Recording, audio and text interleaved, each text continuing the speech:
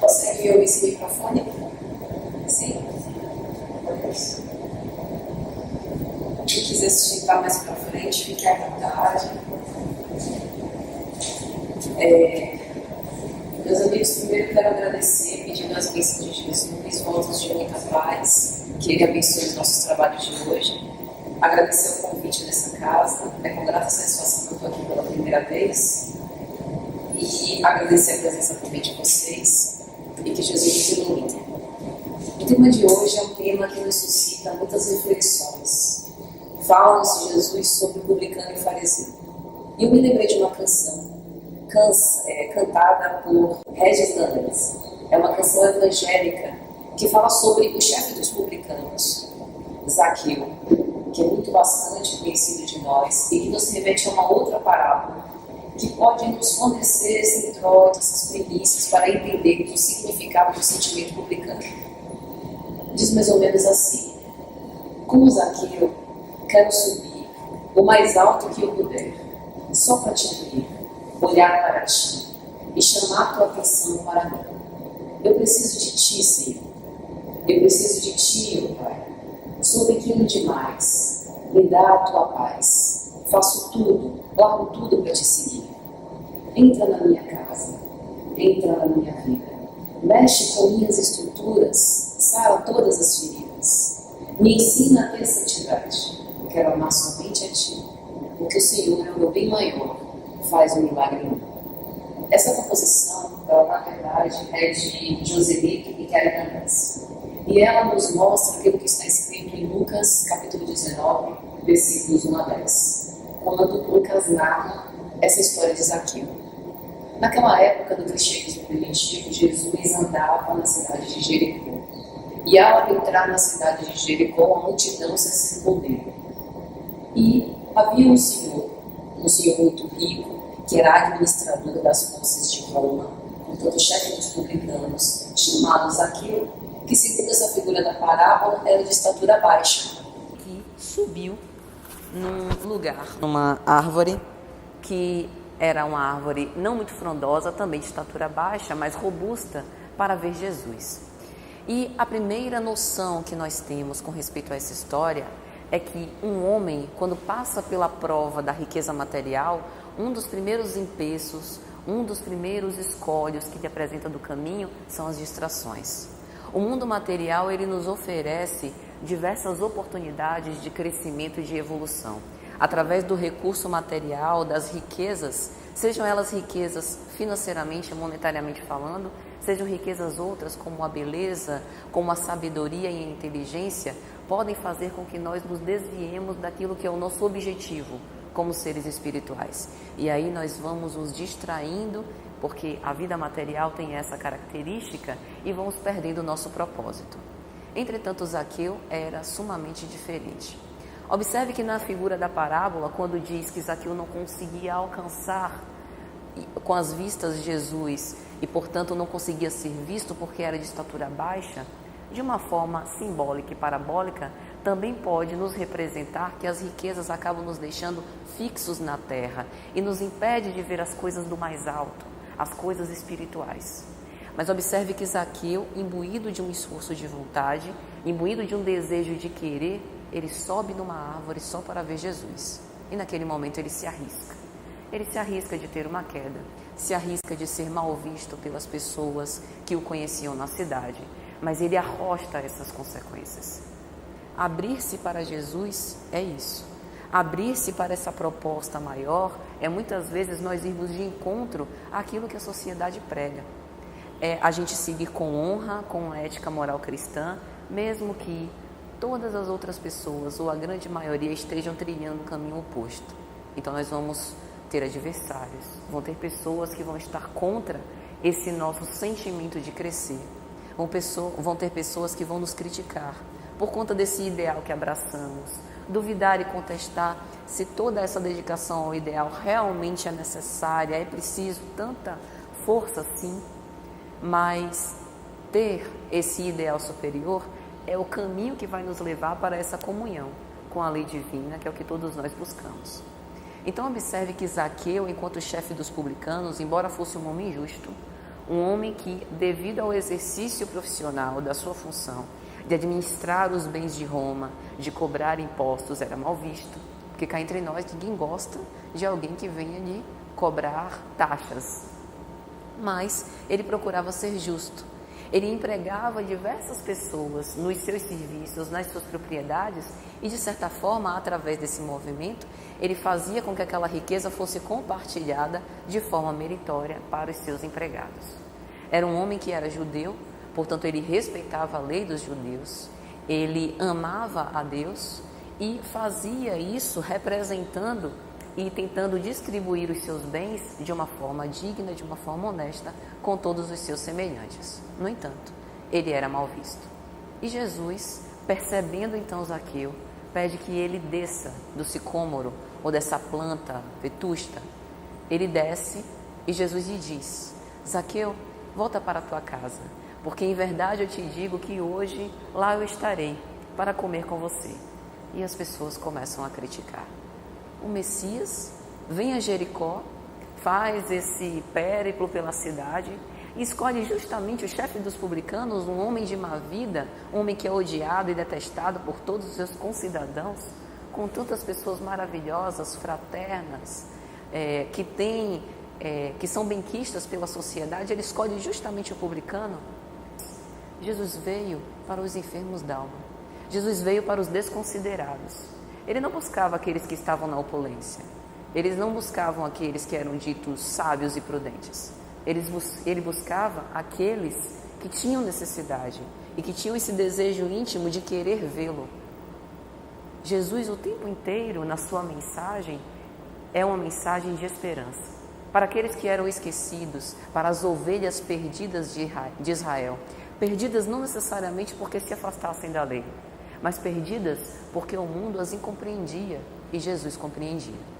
Então observe que nessa passagem de Zaqueu, nós temos essa clara mensagem que a riqueza favorece as distrações, mas está no meu querer voltar o meu foco para o momento certo ou não. Além disso, nós temos também o seguinte pensamento com relação a essa mensagem.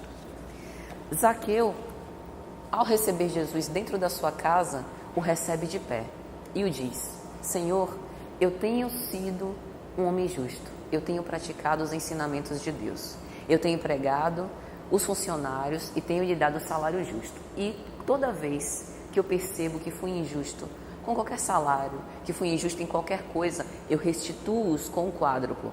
Isso é interessante. Porque na época dos hebreus, restituir com o quádruplo do valor era uma pena, segundo a lei judaica, apenas para quem cometesse furto. Observe que Zaqueu tinha uma consciência tão apurada dos ensinamentos divinos que ele colocava a si mesmo as maiores regras, as maiores punições. Então, mesmo que ele tivesse cometido um equívoco por esquecimento, sem necessariamente querer causar o dano ao seu semelhante, ele lhe aplicava a mais severa punição. Isso claramente é o sinal de um homem justo. E aí Jesus diz a célebre frase: Zaqueu, em verdade vos digo que hoje a salvação entrou na sua casa. Mais um detalhe interessante: o nome Jesus vem do hebraico Yeshua, que significa salvação. Naquele momento Jesus falava de uma maneira simbólica que ele houvera escolhido estar na casa de Zaqueu para provar que, independente das nossas atribuições na vida material, nós podemos buscar o Cristo em qualquer circunstância.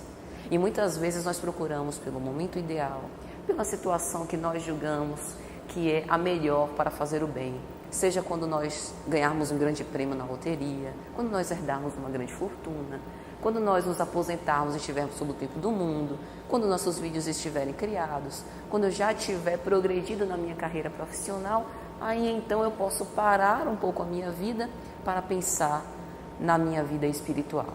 E o que Jesus nos mostra com Zaqueu é que Zaqueu vivia para o mundo, vivia sendo um cumpridor daqueles deveres que Roma houvera lhe imputado, e nem por isso, em momento algum, ele esquece da palavra divina, esquece dos ensinamentos de Deus, e faz isso com o seu próprio exercício do dever.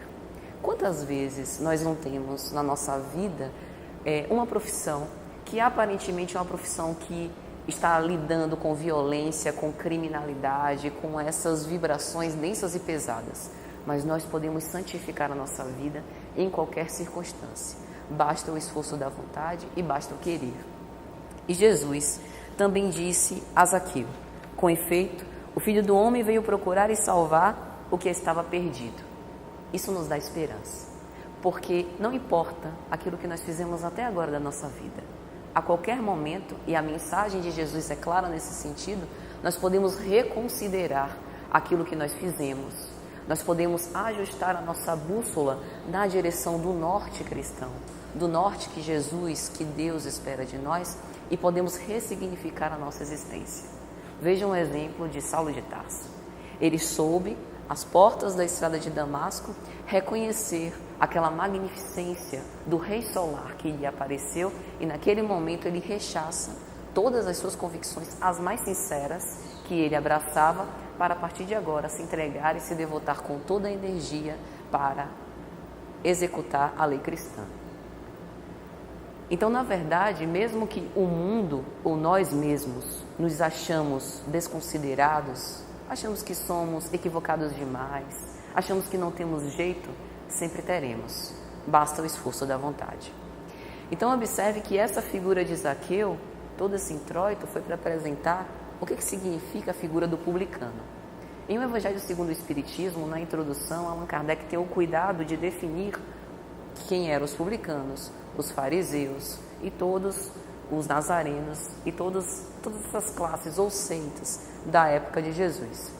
E quando ele vai falar dos publicanos, ele vai dizer que eram justamente esses homens que eram os administradores dos recursos materiais, os cobradores de impostos e que eram malquistos em geral. E aí em Lucas, no capítulo 18, versículos 9 a 14, Lucas apresenta essa história da parábola do publicano e do fariseu. Ele começa dizendo assim: contou ainda esta parábola para alguns que, convencidos de serem justos, desprezavam os outros. Observe que nós somos verdadeiros artífices. Nós temos uma habilidade singular de julgar os outros. Mas no momento em que nós estamos sob julgamento, muitas vezes a nossa justiça é um pouco mais branda. Nós temos inclusive dificuldade, ainda que imbuídos de uma vontade sincera, de nos analisarmos com frieza, de o fazer. E em O Livro dos Espíritos, Allan Kardec já dá uma dica para isso. Pense em alguém cometendo os atos que você comete. Pense que outro está fazendo o que você faz. E veja se na pele do outro você considera aquilo razoável, considera aquilo certo. Este pode ser um melhor termômetro para você avaliar com frieza, com honestidade, aquilo que você tem feito. Observe que quando Lucas começa a narrar essa parábola e diz que Jesus os direciona para aqueles homens que eram os pseudo-justos, ele começa a apresentar uma diferença entre a justiça que nós conhecemos como a justiça humana e a justiça divina. Por exemplo, se nós pensarmos no conceito de igualdade e de equidade, igualdade significa que aqui, por exemplo, eu tenho uma certa quantia em dinheiro, eu tenho uma certa quantidade de pessoas, eu divido esse dinheiro igualmente pela quantidade de pessoas que aqui está. E cada um fica lá com uma mesma cota. Equidade significa que eu percebo que ela tem uma necessidade maior do que a outra. Então eu dou uma fatia um pouco maior dessa cota para ela em detrimento da outra. Isso é equidade, atender às necessidades. Observe que a justiça divina ela é maior do que uma igualdade. Por quê? Nós vivemos em desigualdade. Se nós nos considerarmos com os nossos talentos, com as nossas potencialidades, nós vamos saber que nós temos heranças da alma, coisas que nós conquistamos, que são as nossas virtudes, e isso nos torna desiguais. É por isso que, mesmo que eu dividisse igualmente uma cota de dinheiro, provavelmente uns gastariam antes do que outros. Outros fariam render esse dinheiro. Isso tem a ver com os talentos. A justiça divina, portanto, ela não lida com igualdade. Ou melhor, ela lida com igualdade numa aparente desigualdade. Ela lida com um sentimento ainda mais apurado do que o da equidade. Porque no momento em que nós reencarnamos, nós vamos trocando de papéis e nós vamos tendo acesso a situações que nos colocam de frente com diversas oportunidades de melhoria. Mas a situação por si é neutra. Por exemplo, veja que uma pessoa quando recebe a notícia de uma doença séria, como um câncer, algumas se amofinam, algumas se sentem entristecidas, deprimidas, sentem que provavelmente a sua vida vai se esvair dentro em pouco e não tem mais tanta esperança como tinham antes. Outras aproveitam essa oportunidade para robustecer o ânimo e encarar com alegria e com coragem aquela situação. Isso tem a ver com os talentos. A situação da doença, no caso do câncer, era em si neutra, mas o que eu faço com essa situação é isso que vai me diferenciar. Então observe que a justiça divina, ela tem um outro viés além da equidade. Ela tem um viés do amor. O viés do amor significa que eu entendo que mesmo que você tivesse todas as potencialidades para seguir por um caminho, você opta por seguir por outro e nem por isso eu impeço o seu crescimento. É por isso que a misericórdia divina nos dá a oportunidade de nós reencarnarmos sucessivas vezes para que nós possamos exercitar o nosso livre-arbítrio. E se fizemos escolhas equivocadas antes, tenhamos a oportunidade de, perante novas situações, escolher melhor. Isso é amor. A caridade significa que a lei de justiça, amor e caridade de Deus nos dá a oportunidade de, com o trato com o nosso semelhante, nós evoluirmos. Nós podemos muito bem evoluir intelectualmente sozinhos, mas moralmente eu preciso do outro. Como é que eu vou exercitar a paciência, exercitar a tolerância, o desprendimento dos bens terrenos, se eu viver sozinha só para mim? Eu preciso do outro, porque no momento em que eu convivo com o outro, eu projeto os meus sentimentos, as minhas emoções, quem eu sou no outro, e o outro passa a ser um espelho daquilo que eu sou internamente e que nem sempre eu consigo ver com clareza. Então, a nossa situação aqui, encarnados num planeta de provas e expiações, é a situação ideal para o nosso crescimento. Nós não estamos num divertimento, nós estamos numa escola que ao mesmo tempo é um hospital e nós sempre poderemos aprender e ensinar com os nossos irmãos, desde que nós queiramos. Essa é a condição principal e essa é a condição do publicano, é o que nós vamos ver com essa parábola. A principal diferença entre o publicano e o fariseu, antes de orgulho, de ego, de envadecimento, é querer. O publicano queria se conectar com Deus, ainda que ele não seguisse todos aqueles cultos exteriores, mas verdadeiramente ele entregava o seu próprio coração no altar divino. E o fariseu ficava na epiderme daquelas sensações e daqueles sentimentos. E aí Lucas continua a parábola dizendo assim: 2 homens subiram ao templo para orar. Um era fariseu e o outro era publicano. Observe que, de acordo com um viés psicológico, nós podemos pensar no publicano e no fariseu como 2 polaridades psíquicas. Ou seja, não são 2 pessoas, pode ser a mesma, em 2 situações diferentes. O fariseu, segundo o que nos narra Allan Kardec em O Evangelho segundo o Espiritismo, faziam parte de uma seita, seguidores de Hilel, um antigo rei babilônico, 200 anos antes de Cristo, que visava esses cultos exteriores. Na verdade, a palavra fariseu vem do hebraico parash, que significa divisão, separação.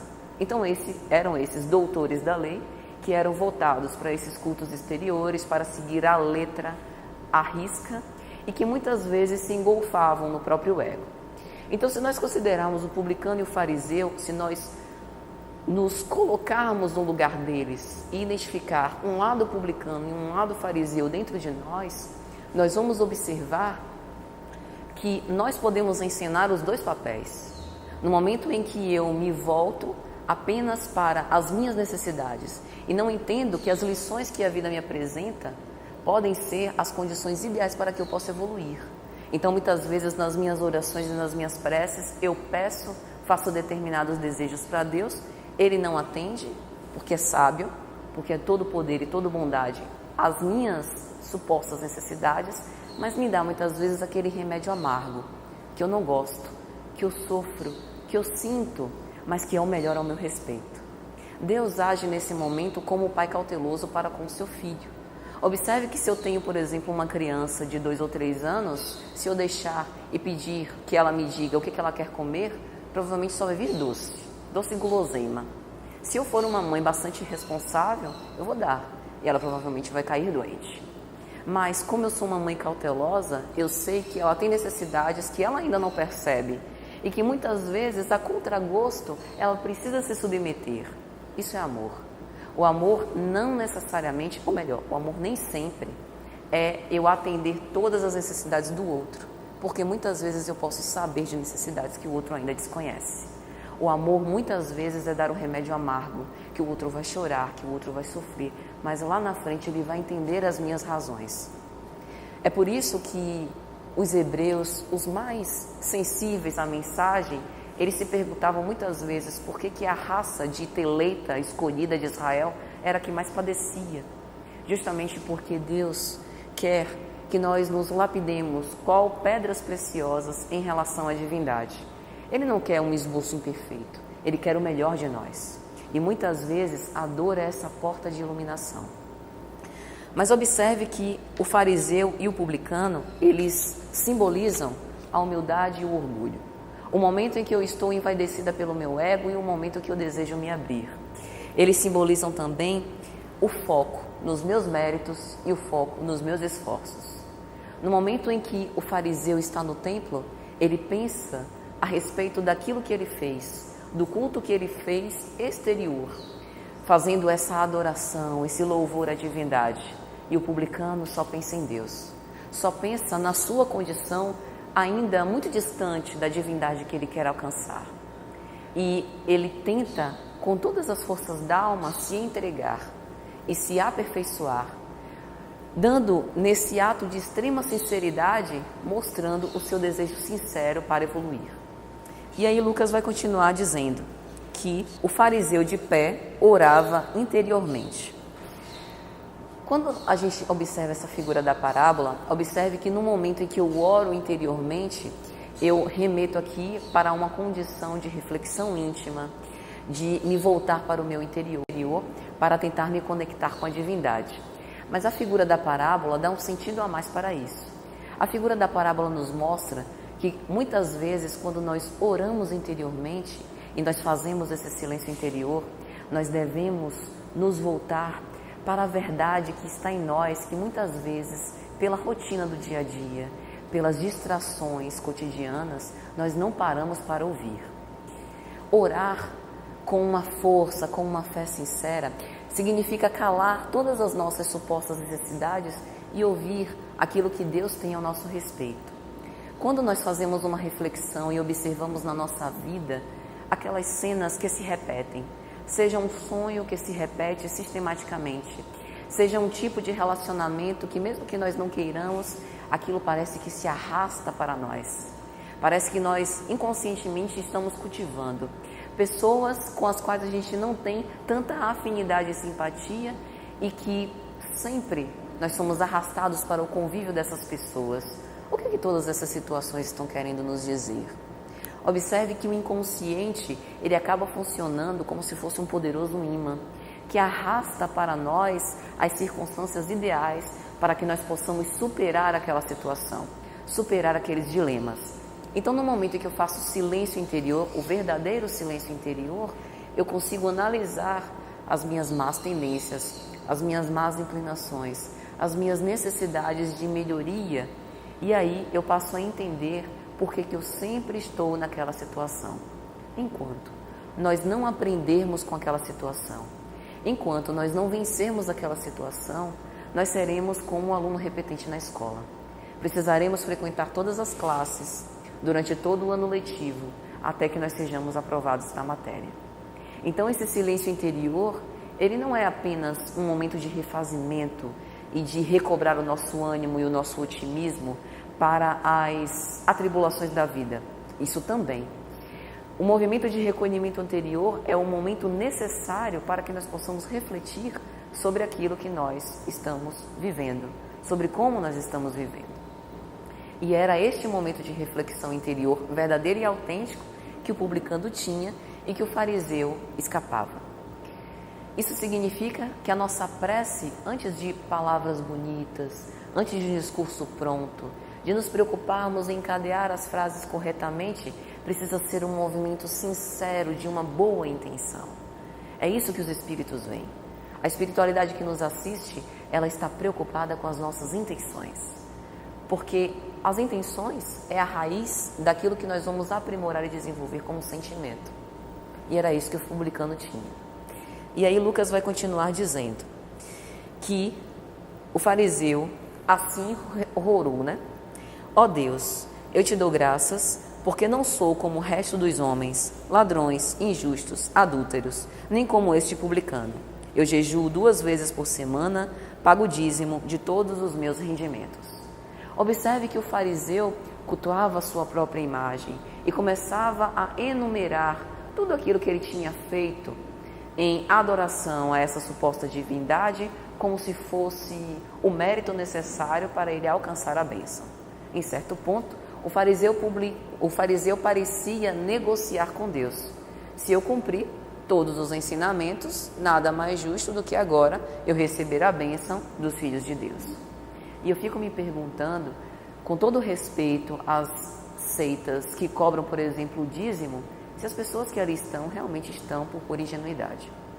Se elas não estão ali tentando, mesmo que inconscientemente, fazer essa mesma negociata. Mas isso não é importante voltar o olhar para nós. Nós, frequentando as casas espíritas, abraçando agora a doutrina espírita, em algum momento nós nos flagramos como este fariseu? Nós, seguindo o caminho do bem, nos achamos merecedores das bênçãos divinas? Porque se nós, inconscientemente que seja, estamos pensando essas coisas, estamos indo para o mesmo caminho errado, equivocado do fariseu. E o que salta mais aos olhos nessa parábola é quando ele diz: eu sou muito diferente dos adúlteros, dos corruptos, não sou como esse publicano que aqui está, eu sou um homem justo.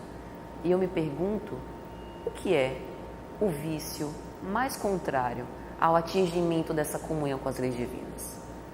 O que seria pior, cometer o adultério ou ter o orgulho enraizado? Observe que em O Livro dos Espíritos, Allan Kardec já houvera nos alertado. O egoísmo e o orgulho são as chagas da humanidade. É aquilo que mais nos afasta de conseguir essa comunhão divina, e só através do exercício da humildade e da caridade nós vamos alcançar o Pai. Então observe que além de todos os outros vícios, ou melhor, todos os outros vícios partem desse vício mater, que é o vício do orgulho. Portanto, o orgulho é muito pior do que a corrupção e o adultério. Então, naquele momento, embora o fariseu se colocasse como um modelo a ser seguido, se colocasse como um homem justo, possivelmente fosse ele o mais endividado em termos evolutivos e o mais afastado em relação a essa sinceridade, a essa boa intenção necessária para se conectar com Deus. E aí, Lucas continua a contar a sua parábola e diz que o publicano, mantendo-se à distância, não ousava sequer levantar os olhos para o céu, mas batia no peito dizendo: meu Deus, tem piedade de mim, pobre pecador. Observe que nós temos que ter um cuidado com a suposta humildade. Nós somos tão hábeis no nosso grau de imperfeição que nós, muitas vezes, sem querer, acabamos conspurcando as verdadeiras virtudes. É como se nós vestíssemos uma roupa reluzente tentando ocultar a nossa raiz, que ainda é muito egoísta e muito orgulhosa. Então, muitas vezes a gente acha que está sendo humilde, mas na verdade a gente tem um orgulho de humildade, como Chico dizia. Chico conta que em uma determinada circunstância ele estava fazendo as suas cartas psicografadas, atendendo aquelas suas pessoas, e acerca-se um homem dele e diz: Chico, eu sou um homem muito bom, eu sou um homem rico, dou metade do que tenho aos pobres, parecendo o fariseu da parábola. E eu vim aqui porque eu quero receber uma carta de um ente querido com o qual eu tenho relações há muitos anos e que partiu de uma forma inesperada e eu acho que eu sou merecedor. E essa carta não veio. E Chico, ao final, depois que a pessoa se afastou, um tanto quanto contrariada, dizendo inclusive que tinha direito, ou melhor, que tinha dinheiro para pagar-lhe pela suposta carta, e Chico, lógico, como o telefone toca de lá para cá, não pôde atender a esta satisfação desse interesse desse jovem. Depois que o jovem se afasta, ele reflete. Existem pessoas que têm essa carcaça da suposta humildade, escondendo, na verdade, uma consideração muito elevada com respeito a si. E aí nós pensamos em nós. Nós, quando paramos para refletir com respeito às nossas próprias ações, nós temos observado essa epiderme da virtude ou nós temos tido um desejo sincero de nos voltar para Deus? Todas as vezes em que eu me engolfo no ego, e o ego não é ruim, o ego é necessário para que nós mantenhamos as nossas relações sociais, mas o grande momento é que naquela circunstância em que eu oro e que eu tento me conectar com a divindade, eu preciso me desnudar. Bem-aventurados os pobres pelo Espírito, porque é deles o reino dos céus. E essa pobreza de espírito significa que eu preciso me despojar de todo e qualquer recurso se eu realmente quiser me conectar com a divindade. Então observe que nessa passagem do fariseu, ou melhor, nessa passagem do publicano, ele se despojava de toda e qualquer revestidura das suas ações. E ele mantinha o seu pensamento conectado a Deus, se considerando inclusive um pobre pecador. Nós, efetivamente, nos consideramos enfermos e pobres pecadores? Nós realmente acreditamos que ainda estamos muito longe dessa espiritualidade que nos assiste, que nós queremos alcançar? Nós realmente queremos alcançar todas essas virtudes a fim de que nós estejamos no banquete espiritual junto com Jesus? Ou nós achamos que isso está longe demais? Ou nós achamos que o caminho é muito longo? Ou nós achamos que nós não somos merecedores? Observe que o publicano, ele reconhece a sua pobreza moral, por assim dizer, mas ele quer ser merecedor. Essa é a grande diferença. Veja como há uma sutil diferença.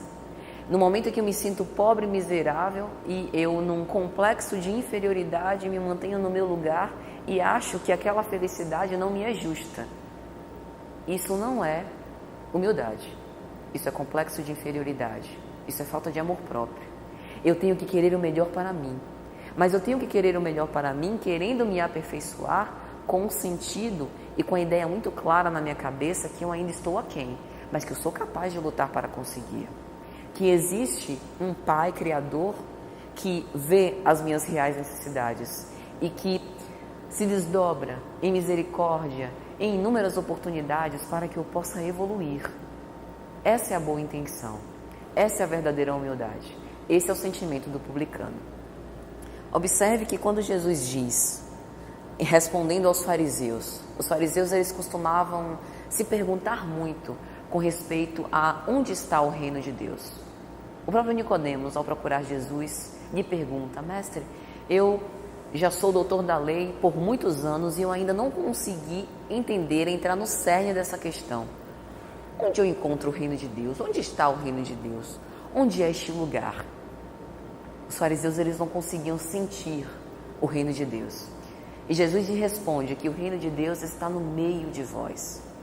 Observe que essa expressão no meio de vós tem dois significados muito especiais. Primeiro, no meio de vós, significa que possivelmente ela está numa região interior, dentro de nós, no meio de nós. Mas também significa que ela está no meio e não nos extremos. Então, se nós pensarmos nisso, que o reino dos céus está no meio de nós, nós sabemos que nós não devemos ter uma postura extremista, como os fariseus, que cultuavam apenas os cultos exteriores e esqueciam daquilo que era essencial. E nós também não podemos passar por outro extremo, das pessoas que se acham que não são merecedoras da bondade divina e que não colocam seu esforço de vontade para poder se acrisolar. Nós precisamos andar no caminho do meio. E este caminho é o caminho dessa verdadeira humildade, reconhecendo que nós, que chegamos até aqui, nós temos um passado possivelmente delinquente, que a nossa atual encarnação oblitera, o esquecimento do passado. Mas não é importante, e por isso também nós não nos lembramos, aquilo que nós fizemos. Para a nossa atual vida, para a nossa existência atual, o importante é onde nós queremos ir, aonde nós queremos chegar. E é apenas através do esforço de vontade que nós vamos conseguir empreender esse périplo.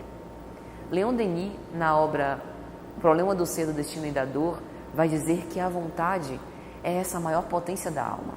Se nós quisermos, com todas as nossas forças, nós conseguiremos progredir nessa marcha ascensional e chegar a essa comunhão com a divindade, mas sem mágica, sem estarmos recolhidos dentro dos monastérios, sem que nós precisemos nos apartar das pessoas. Nós vamos santificando a nossa existência no contato com o outro, vivendo com a nossa atual família, trabalhando com a nossa atual profissão, colaborando dentro do possível para melhorar e para causar o bem ao nosso semelhante, dentro das nossas atuais possibilidades. O serviço aqui é de esforço de si mesmo, não de buscar e aguardar condições ideais.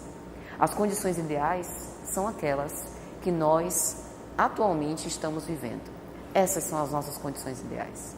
Muitas vezes nós quereríamos uma situação que supostamente achamos que nos causaria mais felicidade, seja uma realização profissional, uma realização pessoal, num casamento, nos filhos bem formados.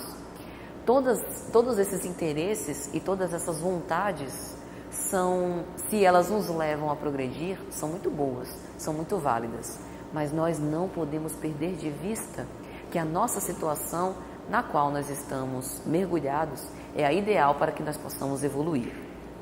Então observe que a situação do publicano era a situação mais difícil. Ele, enquanto administrador de riquezas, ele poderia, como nós dissemos no início da nossa fala, se perder em todas essas necessidades supostamente materiais e se afastar daquilo que era essencial do seu objetivo espiritual. Mas não é isso que nós observamos. E isso é graças a esse sentimento interior que ele cultivava de buscar ser justo. E aí, Lucas termina essa parábola dizendo assim: eu vos digo que este último desceu para casa justificado e o outro não, pois todo que se exalta será humilhado e quem se humilha será exaltado. No momento em que Lucas nos lembra que o publicano, por entregar o seu coração no altar divino, volta para casa justificado, significa que mesmo que os outros acreditassem que o publicano fosse uma pessoa de má vida, essencialmente ele não era. E isso é uma lição preciosa para nós. O que os outros pensam de nós não é importante. Como nós estamos interiormente e como é a nossa conexão, o nosso desejo de nos entregar e de nos comunhar com Deus, é isso importante. O nosso mundo íntimo é o bastante. Isso não significa que no meu contato com o outro, a opinião do outro não seja relevante para mim. E que por causa disso, a partir de agora, eu vou viver sem ouvir a opinião de ninguém, porque a opinião dos outros não me importa. Eu tenho que ouvir. Lembre, o outro é o espelho no qual eu vou fazer as projeções do meu mundo íntimo para me entender. Ouvir o outro é importante, mas filtrar aquilo que eu ouço também é. O trato com as pessoas que não gostam de nós, com os ditos adversários e inimigos, elas nos favorecem o crescimento. Porque o inimigo geralmente não tem nenhuma caridade e nenhum cuidado de dizer aquilo que ele acha. E geralmente a opinião dele ao nosso respeito é a pior possível. Observe então que eu posso utilizar essa opinião para, refletindo, verificar se há algum teor verídico naquelas palavras. E se eu posso me aproveitar daquelas reflexões e daquelas ditas verdades que ele diz ao meu respeito para que eu evolua. Então, isso significa que eu devo ouvir o que o outro diz, mas eu preciso colocar o meu raciocínio. Eu preciso refletir sobre aquelas palavras e extrair daí uma lição preciosa. Mas, na verdade, ainda que os outros me aplaudam, eu não vou estar necessariamente bem. Ainda que os outros me vaiem, eu não vou estar necessariamente mal. Então, é por isso que, mesmo que aparentemente uma pessoa pareça de má vida, no íntimo dela, não necessariamente ela vai estar. E este é o cuidado. E é também por isso que Jesus rogou que nós não julgássemos os nossos semelhantes. Porque como nós não temos o conhecimento daquilo que está no mundo íntimo da pessoa, nós não temos condição de discernir como ela está. E até melhor que assim seja. Porque no momento em que o corpo me vela e oculta aquilo que passa no meu mundo íntimo, no meu psiquismo, os pensamentos que eu cultivo e as ações que eu desdobro, que eu desdobrei até aqui, nessas minhas múltiplas encarnações, isso me protege. Me protege não apenas do julgamento com o outro, mas me protege também de julgar o outro, porque assim como o corpo me vela, também vela vocês. Mas no momento em que nós lidamos com o outro, aos poucos a gente vai ter esse nosso inconsciente desvelado dentro daqueles pontos que são os necessários para que nós possamos evoluir. No momento, por exemplo, em que eu lido com uma pessoa difícil e ela aguça em mim uma agressividade que eu desconhecia. Opa, não sabia que eu perdia a paciência e a calma tão fácil. Fulano de tal me faz sair do sério. Não é ele que te faz sair do sério. Você que ainda não tem pleno controle emocional. Você que ainda não conseguiu atingir a plenitude e que, portanto, ainda precisa lidar com os seus próprios sentimentos. O outro apenas ofereceu uma oportunidade que você visse que essa agressividade ainda jaz em você. Então veja que por isso é tão importante a gente conviver. Então quando Jesus disse que ele voltou para casa justificado, significa que o publicano, em verdade, era um homem justo. Tentava cumprir os seus ensinamentos ainda que as pessoas o desconsiderassem. E ele diz mais: todo aquele que se exalta será humilhado, e o que se humilha será exaltado. Observe que isso da exaltação e da humilhação não precisa ser uma confissão pública. Eu não preciso chegar agora na praça aqui do Rio Vermelho, pegar um megafone e dizer: minha gente, eu sou uma pobre pecadora, cometi tais e tais delinquências e me arrependo amargamente. A confissão aqui é íntima.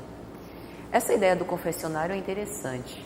A própria Igreja Católica instituiu esse confessionário e os fiéis, no momento em que eles faziam essa catarse, colocavam esses sentimentos, esses delitos para fora, confessando-se para o sacerdote, que, com todo respeito à Igreja Católica, segundo o pensamento dela, naquele momento aquela pessoa estaria livre dos seus pecados, colocando para fora, tendo uma oportunidade de seguir a sua vida agora sem aquela carga emocional.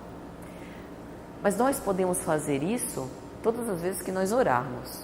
O nosso confessionário agora não é mais um lugar dentro da igreja onde nós confabulamos com o sacerdote. O nosso confessionário agora é a nossa própria consciência, é o nosso mundo íntimo.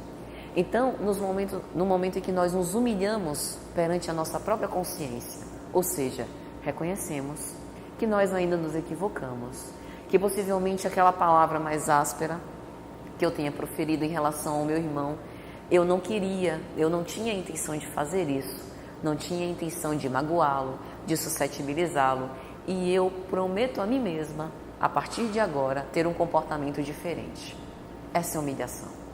A exaltação significa eu mesma me considerar que eu já sou a cereja do bolo, que eu já estou num patamar evolutivo muito importante, e que essa existência da Terra, por exemplo, quando eu desencarnar, eu já posso reencarnar em Júpiter, que é um planeta de espíritos bons e espíritos superiores. Essa é a exaltação. Eu preciso reconhecer que eu ainda tenho imperfeições para me deslindar. E é no planeta de provas e expiações, nesse cadinho purificador, que eu vou ter a santa oportunidade de aprender essas lições. Porque, provavelmente, no mundo superior, eu nem me coadunaria vibracionalmente com a frequência daqueles espíritos elevados. Eu funcionaria como um estorvo para os espíritos bons que lá estão.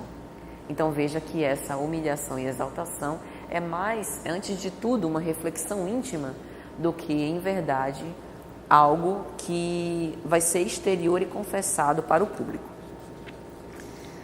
Meus amigos, nós sempre teremos igualdade de oportunidades. Ainda que no mundo odierno nós vemos nas ruas a desigualdade social pululando, pessoas vivendo no opróbrio da miséria e da pobreza. Isso se dá em função do nosso egoísmo. Aquela pessoa que hoje passa por aquela prova, muitas vezes ela mesma escolheu. Vamos observar, por exemplo, o célebre caso de Emmanuel. Na sua obra Há 2000 anos, ele encarna como Publius Lentulus.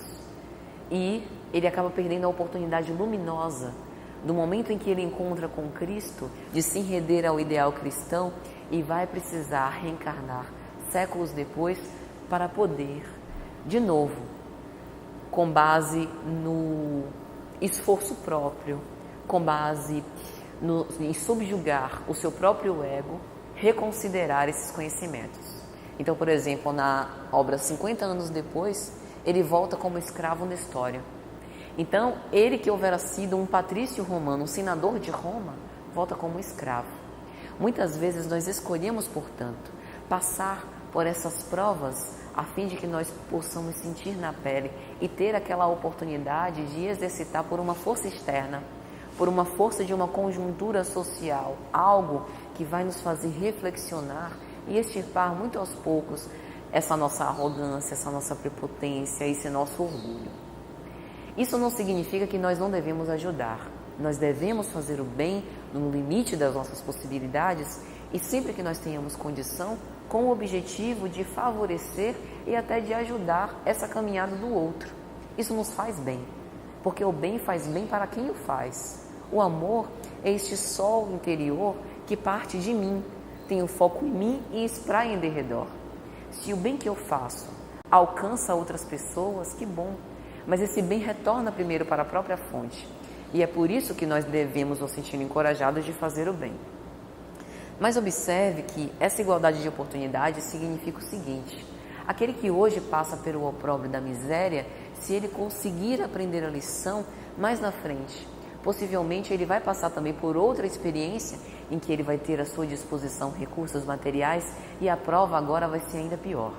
A prova agora vai ser tendo à sua disposição todos aqueles recursos que poderiam desviá-lo desse benefício que ele pode causar repartindo isso com os outros, seja através de doações, seja através do trabalho, do progresso que ele vai cultivar, do avanço científico. Então nós temos essa oportunidade de trocar de papéis e aprender com as diversas experiências. É por isso que Deus nos dá essa igualdade na aparente desigualdade. Mas para isso é necessário que nós estejamos vigilantes. Por isso a noção da vigilância ela é tão importante. Vigilância em relação aos nossos sentimentos. Vigilância em relação aos nossos pensamentos. O nosso primeiro lar não é a casa onde nós habitamos, com os nossos familiares. O nosso primeiro lar é a nossa casa mental. Nós formamos uma psicosfera que nos envolve, que é a própria expressão do nosso espírito. O nosso espírito é essa mente pulsante e nós levamos esse lar, essa casa mental, para onde quer que nós iremos. Quando nós desencarnarmos, nos despojarmos desse regaço carnal, é essa casa que nós iremos levar. É por isso que o céu e o inferno não é um lugar. É por isso que o reino dos céus não é um lugar. O reino dos céus é uma condição e um estado de consciência interior. E eu vou cultivando e construindo esse estado de consciência desde agora. A vigilância, portanto, está em nós nos dedicarmos a criar com saúde essa casa mental. Assim como nós fazemos a limpeza e a asepsia da nossa casa terrena, nós também precisamos fazer essa higiene mental, a limpeza e a asepsia dos nossos pensamentos, porque é essa casa que nós habitamos. No momento em que nós estamos encarnados, a gente às vezes esquece desse detalhe, porque nós temos essas outras distrações. A nossa sociedade atual é uma sociedade do aparentar. É melhor que eu aparente uma imagem que eu acho que os outros vão gostar de mim para receber curtidas, comentários, compartilhamentos, para que os outros me amem do que eu realmente ser.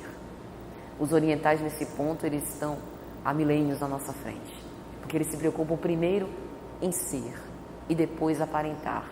Aparentar é uma consequência daquilo que eu sou. Enquanto nós estamos encarnados, é muito fácil, porque o corpo nos vela, mas no momento da desencarnação, o corpo nos desvela. E a nossa luminosidade que nós conseguimos e nós obtivemos com estes pensamentos e com essas ações voltadas para o bem, é a nossa luminosidade que vai vestir e ornar o nosso espírito quando nós estivermos do lado de cá. E se nós não quisermos passar por constrangimento, cumpre agora o esforço da prece e da vigilância, a fim de que nós possamos entrar na essência daquilo que nós somos. Essa é a figura do publicano. O publicano não estava preocupado com o que os outros iam pensar pelo fato dele estar num templo. Observe que ele sequer adentrou o templo. Ele se sentia tão constrangido, tão compungido da própria situação, que ele não conseguia nem elevar os olhos para o altar. De tão desconsiderado que ele se sentia. E se nós conseguimos obter essa sinceridade, com certeza nós estaremos bem. E um outro um outro detalhe interessante é que nós somos responsáveis pela nossa própria conduta. Observe que o publicano, quando ele estava no templo, ele não estava preocupado em quem estava lá, no fariseu. O que o fariseu estava pensando dele? O que as pessoas do lado de fora que o viram entrar no templo estavam pensando? Ele estava pensando nele interiormente. E Jesus sempre nos dava esse ensinamento. Jesus foi o autor do amor à autonomia. Ele sempre voltava-se para o indivíduo, mesmo após as curas, mesmo após as pessoas tendo estado com ele, tendo tido contato com ele. Ele sempre perguntava: tu crês que eu te possa curar? E ele dava o mérito, não obstante a sua pureza e toda a sua força, o seu poder magnético, ao indivíduo. Tua fé te curou. Sois deuses. Aquilo que faço, podereis fazer e muito mais. Jesus sempre dava responsabilidade para o próprio indivíduo. Por quê? Porque Jesus conhece a psique humana, mais que ninguém. E ele sabe que nós temos diversos mecanismos de fuga do ego. E um desses mecanismos é justamente a projeção e a transferência. Então, no momento, por exemplo, em que eu sou mal sucedida nos meus relacionamentos, eu tento colocar a culpa nos homens que não prestam. Eu tento colocar a culpa num trauma de infância que me fez ter um comportamento diferente perante a vida, que me deixou uma marca para sempre no meu coração, uma mágoa que eu não consigo me deslindar. A responsabilidade é minha. Não estou dizendo que os traumas não têm o seu impacto. Tem. E a psicologia, a psiquiatria, as ciências holísticas, transcendentais, nos oferecem recursos a fim de que nós possamos nos curar. É lógico que esse trauma, dentro do nosso psiquismo, no ser essencial que nós somos. Mas quem é que quer a saúde? Somos nós. Eu sou aquilo que resulto em função das reflexões das coisas que me acontecem. As experiências, elas estão aí para que eu possa aprender com elas. Nós estamos encarnados a fim de que nós possamos ter experiências e ter raciocínios, desenvolvimentos, conclusões com respeito a como essas experiências me transformam. Se as experiências pelas quais eu passo não me fazem ter nenhuma reflexão, do que elas me servem afinal? O convívio com as pessoas pode me ser engrandecedor se eu aprender com elas, se eu retirar o melhor de cada lição. É aquela história de ver com otimismo sempre a metade do copo cheio e não a metade do copo vazio. Então a responsabilidade significa que eu sou a autora da minha própria vida. Eu sou a responsável por ressignificar os meus sentimentos. Em O Evangelho segundo o Espiritismo, no capítulo 6, o Cristo Consolador, o Cristo não vem como o pai que pega o filho do colo e afaga-lhe a cabeça. Isso também. Mas a função principal do Cristo é ensinar o significado por trás da dor. A dor, ela não vem como uma agulha, uma lança que vai penetrar o nosso coração e nos dilacerar. A dor é um móvel. É como se fosse alguém ou algo nos cutucando para que a gente possa se propelir para a frente, para que a gente possa ascender. Porque talvez, se nós vivêssemos dentro das condições ideais, necessárias, bonitinhas, sem ninguém nos perturbando, vivendo apenas entre os nossos afetos mais queridos, nós não evoluiríamos. No momento em que eu me sinto desconfortável, eu tento me empenhar para que eu possa mudar de situação. E o mudar de situação não é agir com temeridade. Existe uma diferença entre coragem e temeridade. Coragem significa eu honrar. Eu tenho aqueles princípios morais que são imperturbáveis, indeléveis, que ninguém pode roubar de mim e eu sigo com esses princípios até o fim, arroçando as consequências. Mas isso não significa que eu vou matar todo mundo para defender os meus princípios. Eu sigo com paciência, com perseverança, com resiliência, arrostando as consequências. Agir com temeridade não. É eu desembainhar a espada e começar a brigar com todo mundo, a ser agressiva, não respeitar a liberdade de consciência do outro E agir com temeridade definitivamente não foi a proposta do Cristo. Pelo contrário, agir com resolução. Marchar mesmo que a passos lentos, mas sempre em frente. Essa é a proposta. E sempre pensando em o que eu faço daquilo que a vida se me apresenta. Porque no final é isso que vai restar. A beleza, o corpo bonito, a situação de riqueza, tudo isso passa. É transitório.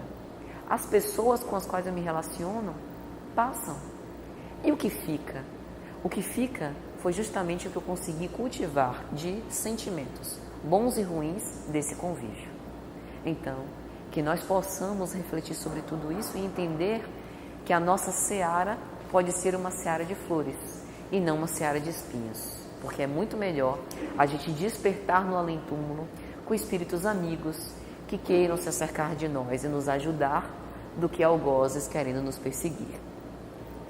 Então, meus amigos, já caminhando para o final e fazendo uma consideração com respeito àquela canção que nós declamamos aqui os versos no início, veja que, como Zaqueu, o nosso objetivo é que nós possamos ascender.